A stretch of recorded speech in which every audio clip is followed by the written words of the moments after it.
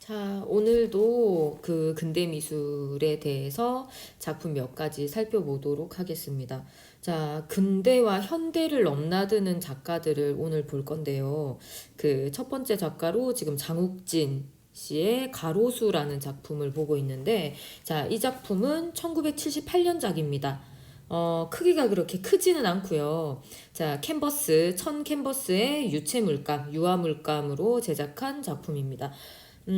이분은 주로 이제 그 서양 미술사의 파울 클레라는 사람이 있는데 그 사람하고 비교가 많이 되는 작가입니다. 왜냐면은 그 파울 클레라는 사람도 그렇고 이분도 그렇고 되게 그 약간 동심의 세계를 이제 표현한 듯한 그런 느낌의 그 반추상, 그러니까 추상이긴 한데, 그러니까 우리가 완전히 못 알아보는 그림은 아니고 좀 더 이제 실제보다는 단순화시킨 그런 그림들을 이제 두 분 다 제작을 많이 했었기 때문에 이제 비교가 많이 되는데, 자, 주제면에서 보시면은 자, 해맑고 유쾌한 상상력과 동심의 세계를 표현하였다라고 되어 있고, 자, 그림에도 보시면은 이게 가족인 것처럼 보이는데 이 가족인 듯한 세 사람과 뭐 강아지, 그다음에 소 이런 것들은 이제 현실적인 느낌이 나는데, 이 나무 위에 보시면은 이제 집들이 있습니다. 이런 집들을 나무 위에 표현한 거 보면은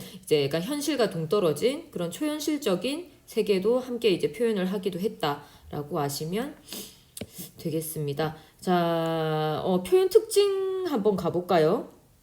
자, 표현 특징 가보시면은 자, 단순화된 이런 형태들과 자유로운 변형 을 통해서 이런 주제를 좀 더 이제 효과적으로 표현하였고, 그다음에 그 우리가 일반적으로 생각하는 입체감이나 뭐 명암, 그다음에 원근감 이런 것들은 이제 다 무시합니다. 무시하고 그 나열식 구도, 그러니까 차례대로 줄 세운 듯한 그런 나열식 구도로 표현한 것이 특징이다. 라고 보시면 됩니다. 그러니까 그 동심의 세계라는 거는 마치 이제 7, 8살짜리 아이가 그린 듯한 그런 느낌의 표현이 많고, 그 다음에 뭐 우리가 옛날에 이제 그 옛날이라고 하면은 그 지금 현대 미술 이전입니다. 이전에 보시면 우리가 보통은 보고 사실적으로 있는 그대로 표현하는 게 이제 정답이라고 생각했고, 그 다음에 그런 이제 사실적인 표현이 얼마나 더 사실적으로 표현할 수 있나라는 거에 이제 치중을 했다면은, 이제 이분과 같이 이제 근현대 미술로 들어서게 되면은 그 사실적인 표현보다는 좀 더 이제 자기 자신만의 주관적인 그런 개성을 표현하는데 좀 더 그 치중하지 않았나라고 보시면 되겠습니다.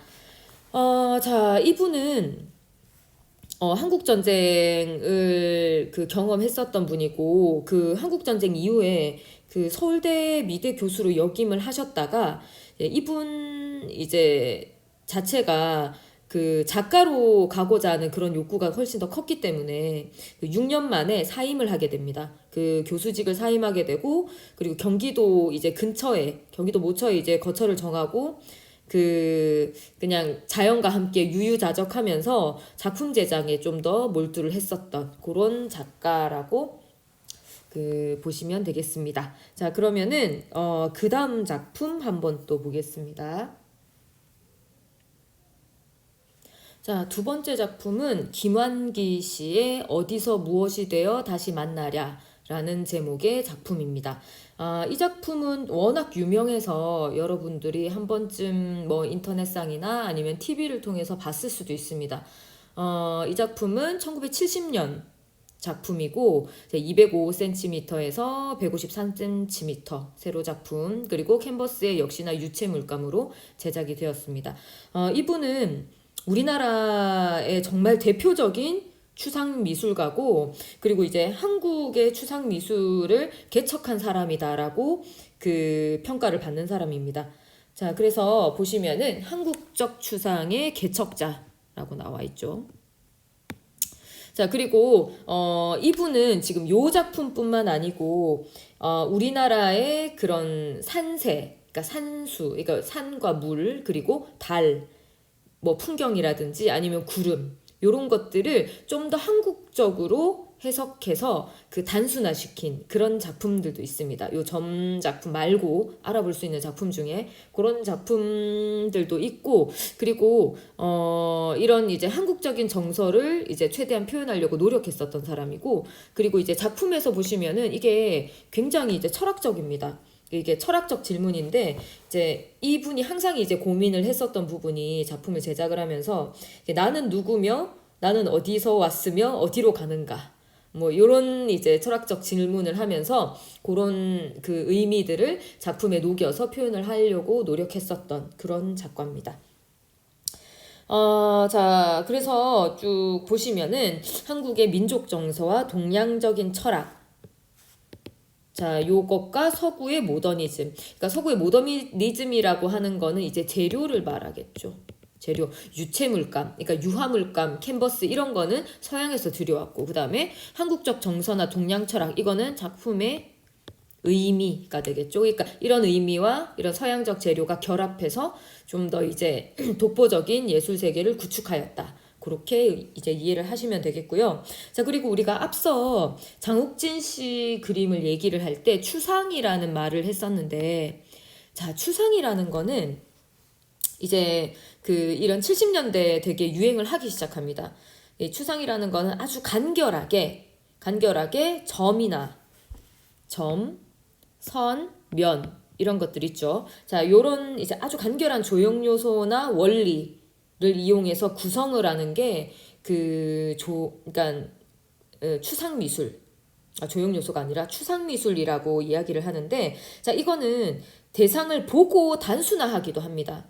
자, 만약에 뭐 그 그릇과 꽃을 단순화한다, 이렇게 해서 이렇게 실제보다는 아주 단순하게 돼 있지만 이렇게 단순화시킨 것도 더 단순화시키면은 뭐 이런 식으로 추상 미술을 할 수도 있겠죠. 그러니까 이걸 대상을 보고 이렇게 단순화시키기도 하고, 아니면은 작가의 감정이나 순수하게 생각을 아주 자유롭게 그냥 점선면으로 표현해서 추상 미술을 표현을 하기도 합니다. 자, 그래서 이런 추상 미술의 이제 특징은 우리가 봤을 때 이 작품도 보시면은 점으로 다 돼 있죠. 이게 전면 점화라고 합니다. 그러니까 점으로 표현한 그런 그림인데, 이런 것들을 보고 감상자가 아주 이제 자유로운 시각으로 감상할 수 있다는 게 특징입니다. 어떤 사람은 이걸 보고 이런 철학적 사유를 할 수도 있고, 또 다른 사람들은 이거를 뭐 그냥 단순히 이제 점이 아니라 어떤 형태로 인식을 할 수도 있고, 그러니까 여러 가지 해석이 나올 수 있다라는 그런 특징을 가지고 있는 게 추상 미술의 아주 대표적인 특징입니다. 자, 그러면은 자, 김한기 씨의 작품까지 봤는데, 자, 그 다음 작품 이제 우리가 몇 가지 더 살펴볼 거고요. 회화 작품 한 작품 더 보고 그 다음에 조각, 그 다음에 건축으로 넘어가도록 하겠습니다. 자, 다음 작품 한번 보겠습니다.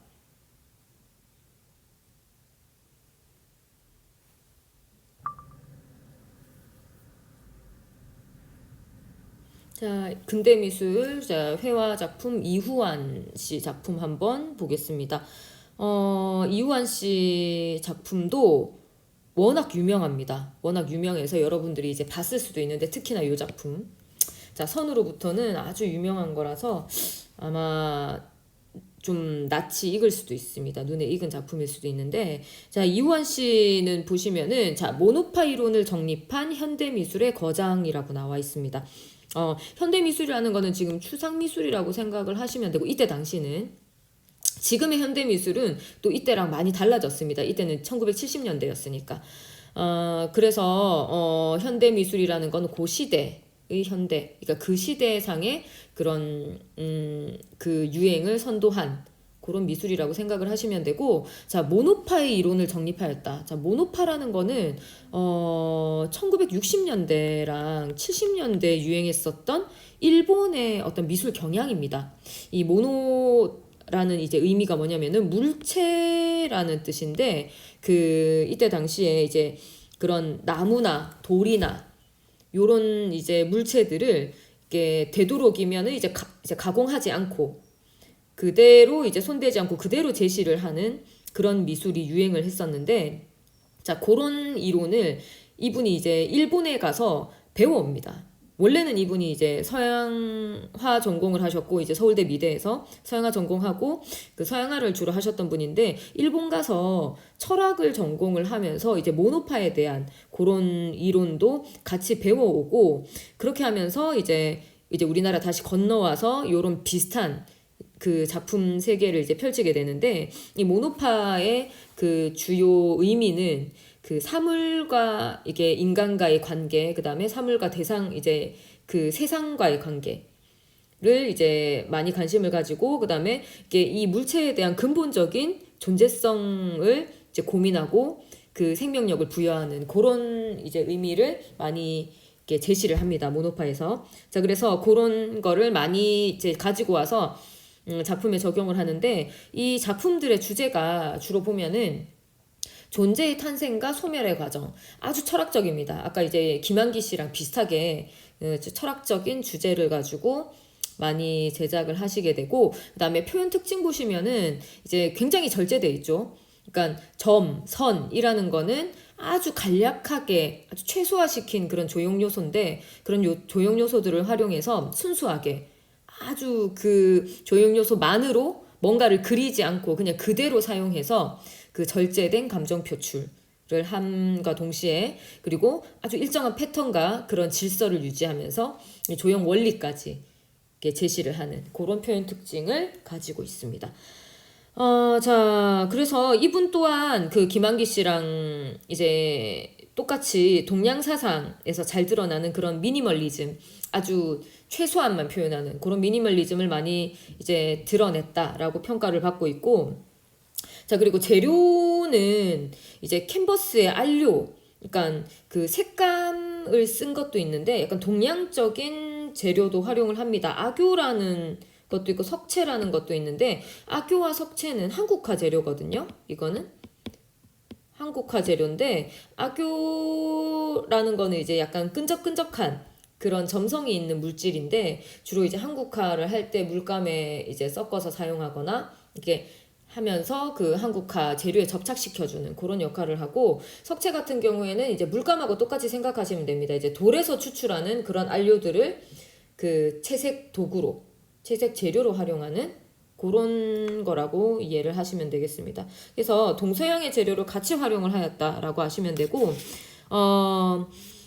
이분 작품이 이제 점으로부터 또는 선으로부터 이런 시리즈를 작품을 제작을 하게 되는데 이분 작품이 이제 2007년도 당시에 그 소더비 경매라고 아주 큰 경매장이 있습니다. 그 경매장에서 이제 우리나라 돈으로 약 18억 원, 18억 정도 하는 그 금액에 이제 낙찰이 된 그 경우가 있고 그랬던 경우가 있고 그리고 얼마 전에 올해 2021년 3월 17일 날 그 K옥션 3월 경매에서 또 이분 작품 이제 또 다른 작품이 한 13억 원 정도로 낙찰이 된 적이 있습니다. 아주 우리나라 이제 추상미술의 거장이라고 그렇게 이해를 하시면 되겠습니다. 보통 잘 없는데 가끔 가다가 카페 같은 데 가면은 요런 작품이 있는 곳도 있습니다. 얼마 전에 이제 그 저희 집 근처에 그 베이커리가 생겼는데 그 베이커리 집에도 이제 이 선으로부터라는 작품이 있더라고요. 요런 추상 작품이 걸려 있으면은 이제 알아보실 수 있을 겁니다. 자, 그러면은 자 이완 작품까지 살펴봤고요. 자, 다음 작품 이제 조각 작품 한번 보도록 하겠습니다. 자, 이제 그 근대 조각 중에 윤효중 씨의 현명이라는 작품 한번 볼게요. 자, 이거는 이제 재료 자체가 이제 나무입니다. 보시다시피 자, 나무를 소재로 한 걸 이제 보시면은 이제 눈에 들어오고 그리고 이 작품 크기 자체가 그 사람의 키랑 똑같습니다. 그걸 이제 등신대라고 하는데 그 이제 1대1로 제작을 했다라고 보시면 되고 자, 이 작품은 그 주제가 이제 여인상입니다. 이게 현명이라는 제목을 가지고 있긴 한데 여인상인데 그 이분이 이제 제작했었던 여인상은 이제 그때 당시 조선시대 당시에 아주 뭐 지고지순하고 순종적이고 이런 여성이 아니고 굉장히 이제 그 활동적인 진취적인 그런 여성상을 표현을 했습니다. 근데 되게 이게 지금 보면 되게 웃깁니다. 활을 쏘고 있고 막 뭘 차고 있고 뭐 이런데 이게 이제 그때 당시에는 조금 그 진취적으로 보였다라고 얘기를 합니다. 지금 보면 웃기지만. 자, 그리고 그 나무를 소재로 했기 때문에 이제 깎아서 표현하는 구심적 표현이 나타납니다. 자, 구심적 표현이라는 거는 뭐냐면은 그 이제 안으로 파고 들어가는 표현이 구심적 표현이라고 합니다. 깎아서 들어가는. 자, 그러면은 반대로 자, 만약에 흙차르기나 여러분들 써봤던 지점토, 자, 요런 것들은 붙여서 표현하는 거죠. 붙여서 점점점 밖으로 커져나가는, 자, 이거는 원심적 표현이라고 합니다. 이건 그냥 상식적으로 알아두시면 됩니다. 자, 그래서 나무를 깎아서 표현하기 때문에 구심적 표현이라고 이해를 하시면 되고, 자, 재료 역시나 목조기 때문에 뭐 끌이나 망치, 이제 두드려서 깎아서 표현을 하는 그런 이제 조각 작품이고, 깎아냈기 때문에 나타나는 그런 거친 질감 같은 것도 이런 표면에 보여집니다. 깎아서 만든 느낌.